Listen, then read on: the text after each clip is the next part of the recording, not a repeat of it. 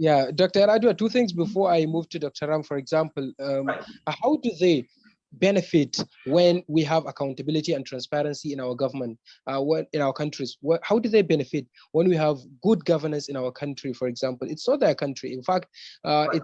there's 1,000-mile or so Right. distance between our country and their country. And number two is, are those strategic interests that you have been reiterating positive or negative? You see, the issue is Nigeria is important to every big country. The interest is you have to have stability in the country because Nigeria is very important in African continent. So the stability of Nigeria, and Nigeria is a big market. And capital is looking for places of investment across the world. Nigeria being a big market, the stability of the country will attract capital. And capital is enormous and in the West, and is looking for places to reside. And Nigeria is one place that capital is always looking at. So our stability is central to the development of capital. And so we receive capital in form of investment. And not only that, the stability of the country is central to the stability of African continent. Because no African country can take the refugees of Nigeria if Nigeria becomes unstable. Because Nigerians are refugees. You're talking about 220 million people. Imagine if there is a crisis and it becomes destabilized.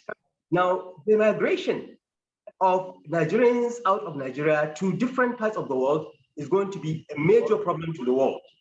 And therefore, it's in the interest of the world itself to have Nigeria stable. All those big countries, especially the countries with big population, their stability is central to the stability of the world.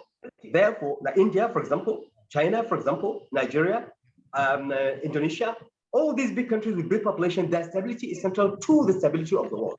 Because if you destabilize them, it means the whole world is going to be destabilized, courtesy of what? Courtesy of migration. And there is an unlimited migration where people will just move around the world without, and you can't eject them out of wherever they go. So what is important here is you look at the interest, the economic interest inbuilt in the stability, in good governance.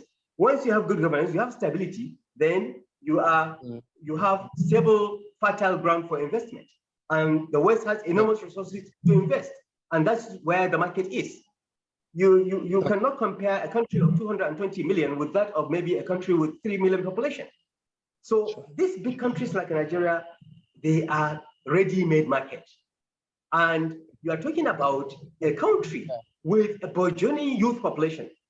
Don't forget, 70% of Nigerian population are aged between 0 to 45.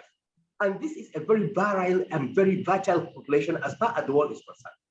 And you can understand now the stability of this country. You are talking about youth, active youth population.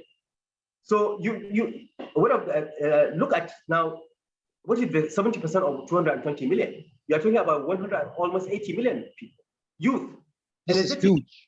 Yeah, enormous. So you see, the stability of Nigeria is good for the world, for the country, and for capital itself. Okay. And yes. Sure.